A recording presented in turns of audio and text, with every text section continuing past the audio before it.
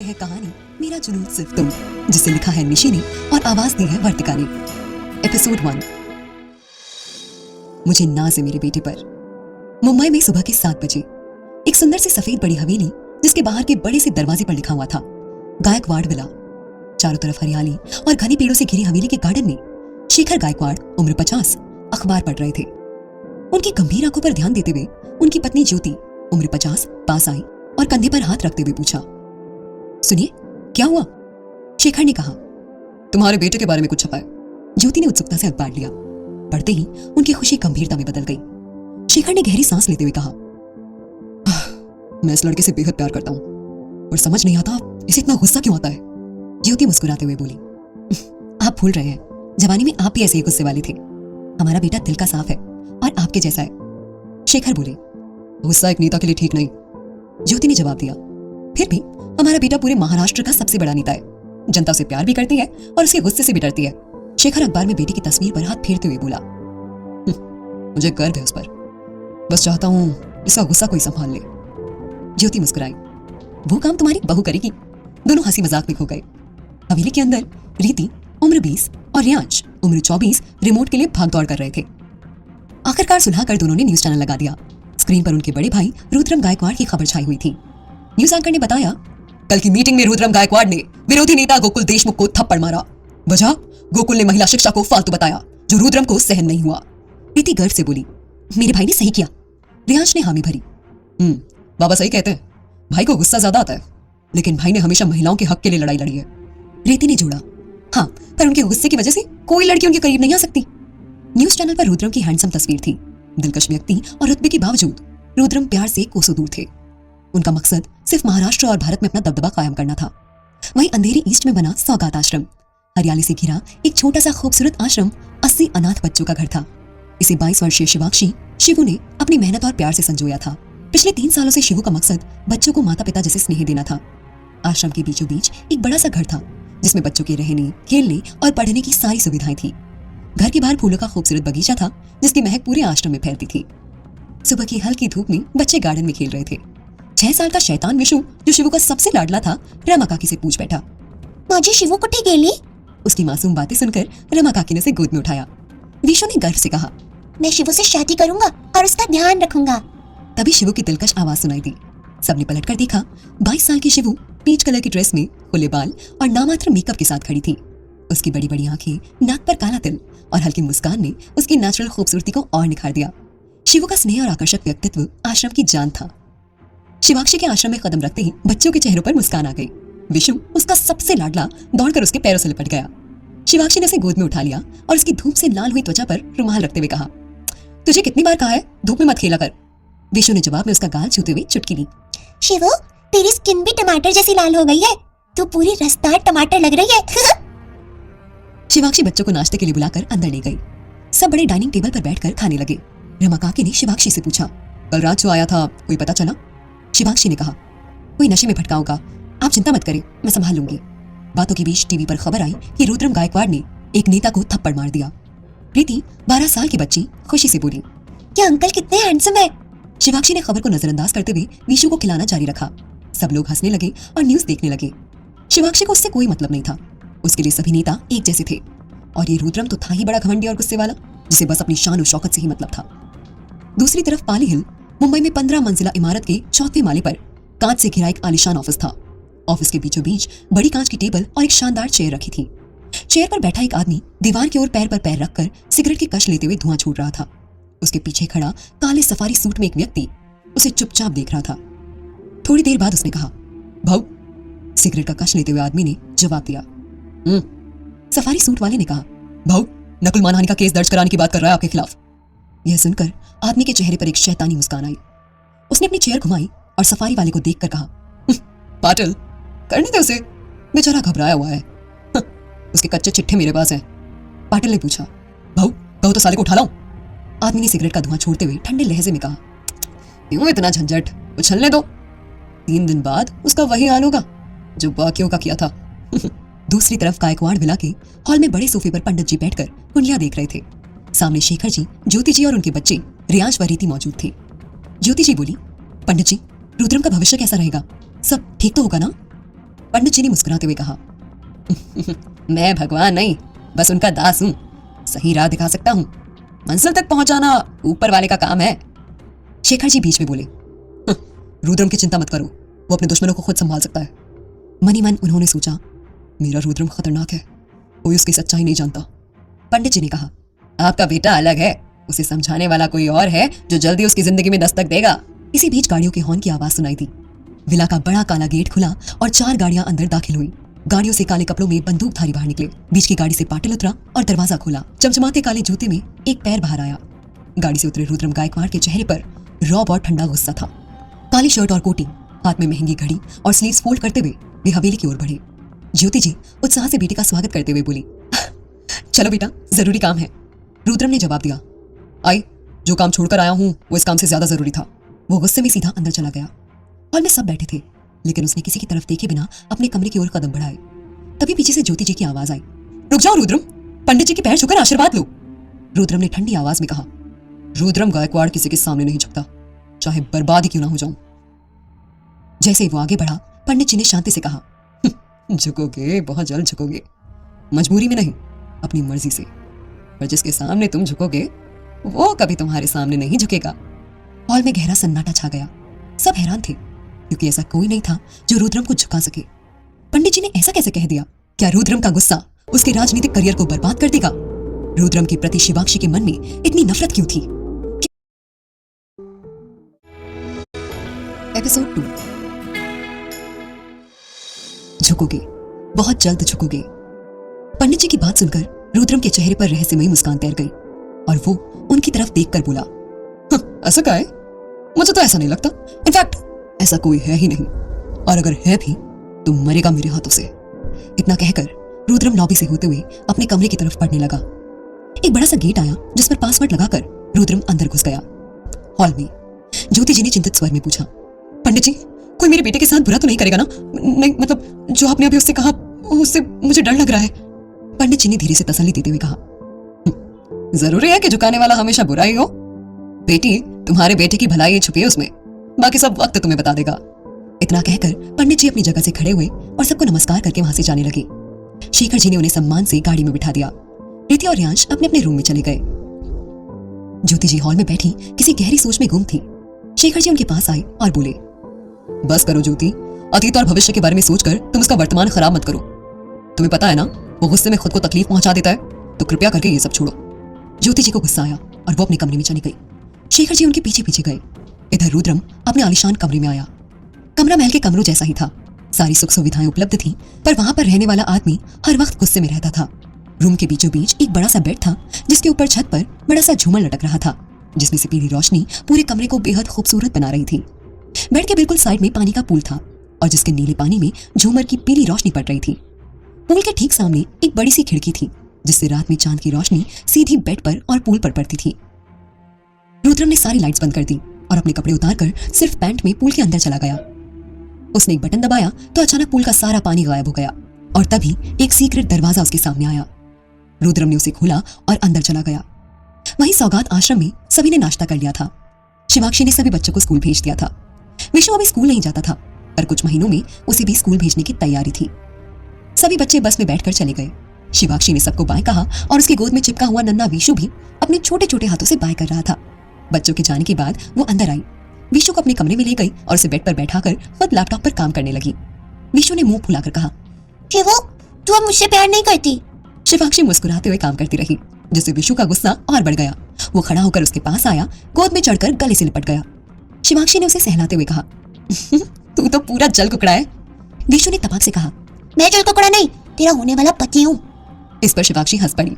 उसने उसे गले लगाया और माथे को चूमते हुए कहा, पति देव, अपनी पत्नी को काम करने दीजिए, ध्यान मत भटकाइए। विशु ने उसके गालों पर जोर से किस किया और अपनी बुक्स पढ़ने लगा। शिवाक्षी भी पढ़ाई में लग गई।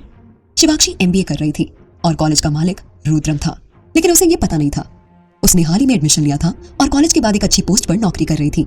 इसी सैलरी से वो सौगात आश्रम और अपने खर्चे चला रही थी। सौगात आश्रम मुंबई का एक प्रसिद्ध आश्रम शिवाक्षी की मेहनत का परिणाम था। हालांकि इसकी बेशकीमती जमीन पर नेताओं की बुरी नजर थी। वो राजनीतिक फायदों के लिए आश्रम का इस्तेमाल करना चाहते थे, लेकिन शिवाक्षी ने इसे सुरक्षित रखने का प्रण लिया था। दोपहर में बच्चे स्कूल से लौटे। शिवाक्षी ने उन्हें हाथ मुंह धोने को कहा। विशु उसके साथ साथ घूमता रहा। शाम को बच्चों को खाना खिलाने के बाद उसने सभी को सुला दिया। अगले दिन सुबह शिवांशी को 7 बजे ही कॉलेज जाना था, इसलिए उसने काकी से कहकर बच्चों को स्कूल भेजने का बंदोबस्त कर दिया। विशु को अपनी गोद में लेकर और कॉलेज का बैग लेकर शिवांशी ने सभी बच्चों को बाय कहा और अपनी स्कूटी पर बैठकर अपने कॉलेज के लिए निकल गई। दूसरी तरफ गायकवाड़ विला में छत पर एक आदमी अपना पसीना बहाए जा रहा था। उसकी मस्कुलर बॉडी धूप की वजह से चमक रही थी। उसके पीठ पर बड़े अक्षरों में ओम लिखा हुआ था, जिसके बारे में किसी को नहीं पता था सिवाय रुद्रम के। रुद्रम ने 100 से भी ज्यादा पुशअप्स किए और खड़ा हो गया। उसके चेहरे पर कोई भाव नहीं था। उसने अपना शर्ट पहना और नीचे अपने रूम में चला गया। कुछ देर में नहा धोकर तैयार हो गया। आज उसे MBA कॉलेज जाना था, क्योंकि कॉलेज का पहला सत्र अब शुरू हो चुका था और बतौर मालिक उसे वहां जाकर स्टूडेंट से रूबरू होना था।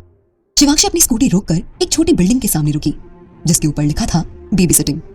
विशु को गोद में लेकर वो अंदर गई। विशु अपनी बड़ी बड़ी आंखों से सब कुछ देख रहा था और उसके हाथ पकड़े हुए था। अंदर जाकर शिवांशी की मुलाकात 30 साल की विनीता भाभी से हुई। शिवांशी ने विनम्रता से कहा, नमस्ते भाभी, ये है विशु, इसका 12 बजे तक आपको ध्यान रखना होगा। विनीता ने प्यार से विशु की ओर देखकर कहा, चिंता मत कर, मैं इसका अच्छे से ध्यान रखूंगी। शिवांशी घुटनों के बल बैठकर विशु से बोली, देख, तुझे आश्रम छोड़ सकती थी, लेकिन तू अकेला बोर हो जाता। यहाँ बच्चों के साथ रहेगा, मैं पास में ही कॉलेज में हूँ। विशु ने मासूमियत से कहा, मैं तेरे बिना कैसे रहूं शिवू? शिवांशी ने हंसते हुए उसे गले लगाया, मैं जल्दी आ जाऊंगी, तो अपना ध्यान रखना। विशु ने शिवांशी के गाल पर हाथ रखकर कहा, तू भी अपना ध्यान रखना, तू मेरी होने वाली पत्नी है। शिवांशी मुस्कुराई, उसके गाल चूमे और विनीता को सब समझाकर जाने लगी। तभी पीछे से विशु की आवाज आई, शिवांशी। मुड़कर देखा तो विशु छोटी बाहें फैलाए खड़ा था। वो दौड़कर उसके गले लग बैठी। विनीता फिर विशु को बच्चों के पास ले गई और शिवांशी ने मुस्कुराते हुए बिल्डिंग से बाहर कदम रखा। बाहर सड़क खाली थी, पुलिस खड़ी थी और अचानक तेज हॉर्न के साथ काली गाड़ियों का काफिला गुजरा। लोगों में उत्साह था, शायद कोई बड़ा नेता जा रहा था। शिवांशी ने ध्यान नहीं दिया और अपनी स्कूटी लेकर कॉलेज की ओर बढ़ गई। एक बड़ा सा कॉलेज जिसके चारों तरफ ऊंची दीवारें थी और बड़े से मेन गेट के ऊपर लिखा हुआ था गायकवाड़ MBA कॉलेज।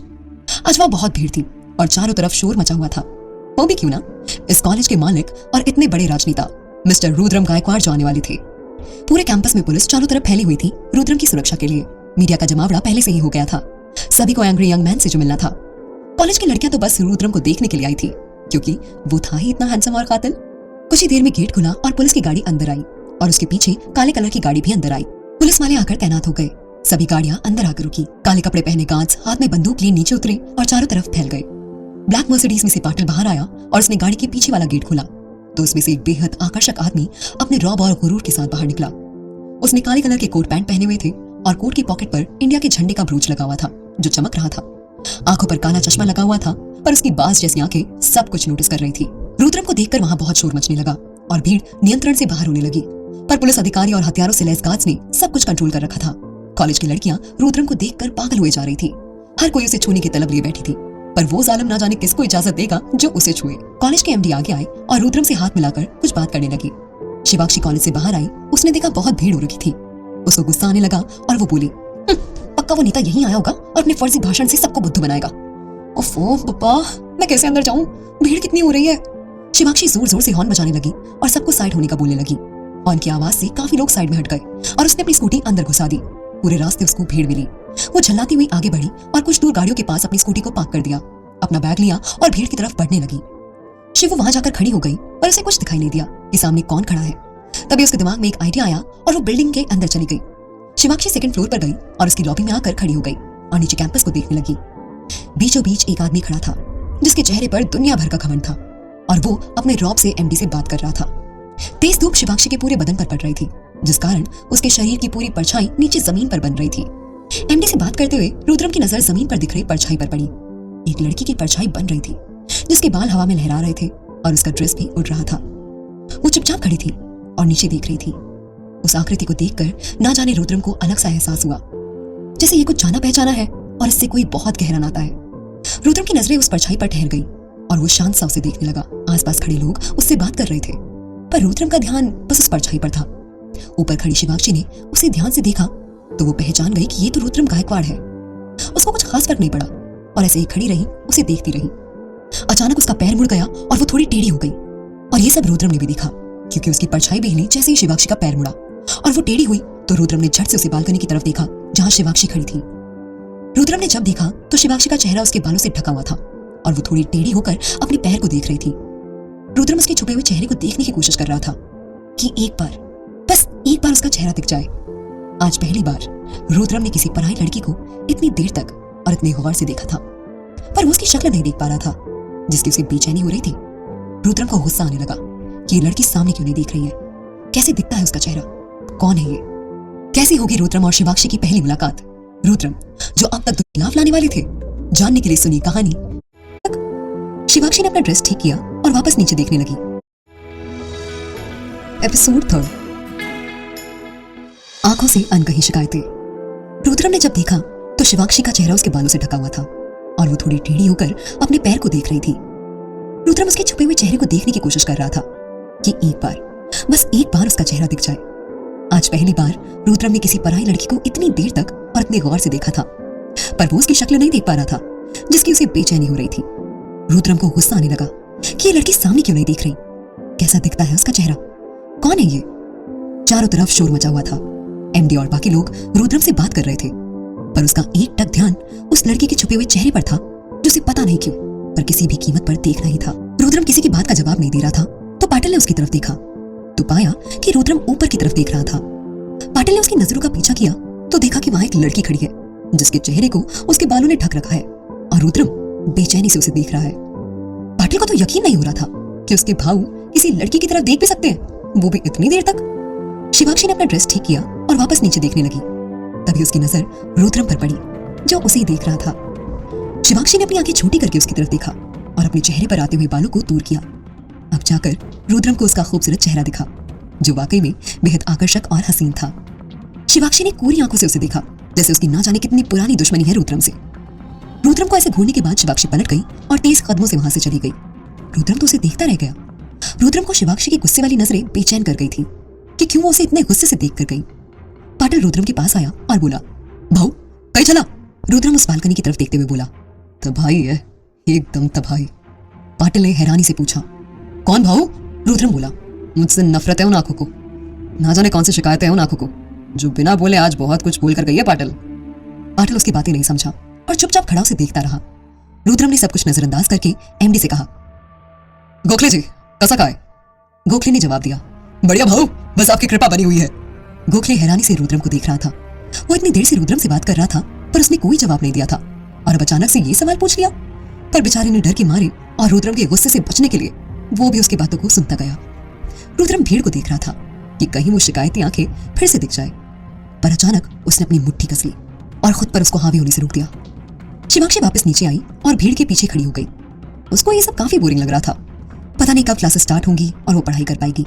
शिवाक्षी के दिमाग में विशु घूमने लगा और वो एक तरफ चली गई। उसने विनीता को वीडियो कॉल किया और विशु से बात करने लगी। विशु से देखकर बहुत खुश हो गया और तालियां बजाने लगा। दोनों एक दूसरे से बातें करने लगे। एमडी ने सम्मान के साथ रुद्रम से बिल्डिंग में चलने के लिए कहा। रुद्रम पाटिल और अपने कुछ आदमियों के साथ अंदर जाने लगा और काफी आगे बढ़ने पर उसकी नजर एक लड़की पर पड़ी जो थोड़ी दूर एक पेड़ के नीचे खड़ी कानों में एयरफोन डाले किसी से बात कर रही थी। रुद्रम उसे पहचान गया था कि ये वही परछाई वाली लड़की है। सच में बहुत अलग है ये लड़की। पूरे कॉलेज की लड़कियां वहां खड़ी रुद्रम को देख रही थी और ये यहाँ खड़ी बिंदास किसी से बातें कर रही है। उसका ऐसा बर्ताव रुद्रम को पसंद नहीं आया। उसे गुस्सा आने लगा और उसने अपनी मुट्ठी कस ली और तेज रफ्तार से अंदर चला गया। रुद्रम के जाते ही वहां पर भीड़ भी कम होने लगी थी। सभी स्टूडेंट्स अंदर चले गए थे और कॉलेज के हॉल में इकट्ठा हो गए। कुछ देर में वहां रुद्रम गायकवाड़ आने वाले हैं। स्टूडेंट्स में काफी क्रेज था रुद्रम को लेकर। कुछ देर तक रुद्रम एमडी के ऑफिस में बैठा रहा और चाय पीते हुए कुछ डिस्कस करने लगा। रुद्रम बोला, गोखले इस बार भी अपनी कॉलेज आके इंडिया की टॉप एमबीए कॉलेज होनी चाहिए जैसे कि हर साल होती है। मेरे को इसमें कोई घोटाला नहीं चाहिए, समझल? गोखले ने मुस्कुराते हुए जवाब दिया, हो भाऊ आई शपथ, इस बार भी आपको एकदम टॉप रिजल्ट मिलेगा और आपका नाम अक्षय भारत में होगा। रुद्रम सर हिलाकर बोला, पाटिल मैं क्या कहता हूँ कि हम लोगों को इस बार के बेस्ट स्टूडेंट जो पहले सेमेस्टर में टॉप आएगा उसको भाव अपने हाथ से सम्मानित करेंगे और टीवी पर उसकी न्यूज भी देंगे। रुद्रम ने बिना किसी भाव से उसकी तरफ देखा तो पाटिल सिर झुकाकर बैठ गया। तभी रुद्रम बोला, तेरी बात में दम है रे पाटिल, इससे मुझे चारों तरफ से फायदा होगा और इस कॉलेज का नाम तो ऊंचा होगा ही। पाटिल खुश हो गया और वो लोग आपस में यूं बातें करने लगे, पर बाकी लोग तो बोल रहे थे पर रुद्रम खामोश बैठा किसी गहरी सोच में था। उसके दिमाग में बार बार शिवाक्षी की गुस्से वाली और शिकायती आंखें घूम रही थी। उस लड़की को उससे क्या शिकायत है, वो तो उसे जानता भी नहीं है। रुद्रम अपने मन में बोला, कौन है रिया मुल्की, मैं तो उसको जाना भी नहीं और आज देखा तो पहली नजर में ही हिला डाला रे। कहीं की इनकम टैक्स ऑफिसर है क्या जो नेता को देखकर तन गई किसके घर पर रेड मारेगी? नहीं रे रुद्रम, ये तबाही वाली चीजों से दूर ही रहना चाहिए, जिंदगी का एक ही उसूल है मेरा। रुद्रम ने उन ख्यालों को झटका और बोला, गोखले, सभी काम जल्दी निपटा, मुझे मुंबई ईस्ट में अपनी रैली की तैयारी करवानी है, उधर बहुत स्कोप है मेरे वोट के लिए। गोखले बोला, हाँ भाऊ, आपको जल्दी फ्री कर देंगे, फिकर नॉट। अब हम सब चलते हैं, स्टूडेंट्स इकट्ठा हो गए होंगे भाव के वेट में। गोखले रुद्रम को सम्मान के साथ उस हॉल की तरफ ले जाने लगा जहाँ पर सभी लोग इकट्ठे हुए थे रुद्रम की दिलकश आवाज सुनने के लिए। रुद्रम लॉबी में बड़े रौब से चल रहा था। उसके एक तरफ पाटिल था और दूसरी तरफ गोखले, और चारों तरफ बंदूक के ताने गार्ड्स घूम रहे थे।